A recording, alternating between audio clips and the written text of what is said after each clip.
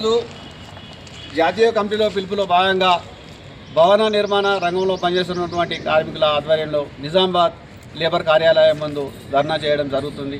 ఎందుకంటే ఈరోజు భవన నిర్మాణ కార్మికులు కష్టపడి సాధించుకున్నటువంటి సంక్షేమ బోర్డును ఈ రోజు ప్రైవేటు కంపెనీలకు అప్పచెప్పడానికి 4 చట్టాలను తీసుకొచ్చింది. దాన్ని వెంటనే వెనక్కి తీసుకోవాలని చెప్పేసి ఈరోజు లేబర్ కమిటీ ఇక్కడ సంబంధిత అధికారులకు మెమోరాండం ఇవ్వడం జరుగుతున్నది. అదేవిధంగా ప్రమాదవశాత్తు చనిపోయినటువంటి కార్మికుడి కుటుంబానికి 10 లక్షల రూపాయలను మన భవన నిర్మాణం ఏదైతే సంఘం నుంచే ఇవ్వాలని చెప్పేసి ఈరోజు కోరడం జరుగుతున్నది. అదేవిధంగా సాధారణ మరణానికి 5 లక్షల రూపాయలు ఇవ్వాలి.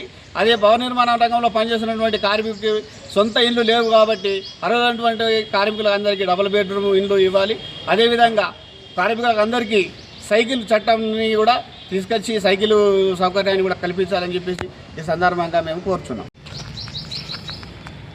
ఐఎఫ్టియు జాతీయ కమిటీ పిలుపు మేరకు ఈరోజు నిజామాబాద్ నగరంలో తెలంగాణ ప్రగతిశీల భవన ఇతర నిర్మాణ కార్మిక సంఘం ఆధ్వర్యంలో సిటీ కమిటీ ఆధ్వర్యంలో ఏదైతే భవన నిర్మాణ కార్మికుల సమస్యలు పరిష్కరించాలని, అలాగే కేంద్ర ప్రభుత్వం ఏదైతే చట్టం తీసుకొచ్చిందో ప్రైవేటీకరణకు ఏదైతే వీళ్లకు గతంలో సంక్షేమ బోర్డు కింద ఇచ్చిన బెనిఫిట్స్ ఏదైతున్నదో ఆ బెనిఫిట్స్ ఇవాళ కేంద్ర ప్రభుత్వము ప్రైవేటీకరణ చేతిలో పెట్టడం జరుగుతుంది.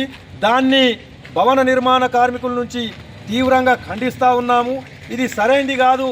ఇవాళ గవర్నమెంట్ ఏదైతే ఉన్నదో గవర్నమెంట్ సంక్షేమ బోర్డును తీసుకొచ్చింది. అదే ప్రభుత్వం ద్వారానే సంక్షేమ పథకాలు కార్మికులకు ప్రభుత్వం ద్వారానే అందిస్తే అది గుర్తింపు ఉంటుంది. లేకపోతే రేపన్నాడు ప్రైవేటీకరణ చేతిలో పెడితే మాత్రము కార్మికులకు నిజంగా కూడా అన్యాయం జరిగే ప్రమాదం ఉందని మేము డిమాండ్ చేస్తూ ఉన్నాము. గతంలో కూడా ఏదైతే భవన నిర్మాణ కార్మికులకు చాలా చోట ప్రమాదాలు జరుగుతున్నాయి, కానీ అక్కడ కార్డు రెన్యువల్ లేక అలాంటి ప్రమాదాలు ప్రమాదానికి గురి అయిన కార్మికులు కార్డు రెన్యువల్ ఏదో పని కాకుండా చేసుకునకపోతే అలాంటి కార్మికులకు ఇవాళ బెనిఫిట్ కూడా రావటం లేదు. దాని గురించి కూడా ప్రభుత్వం ఆలోచించాల్సిన అవసరం ఉంది.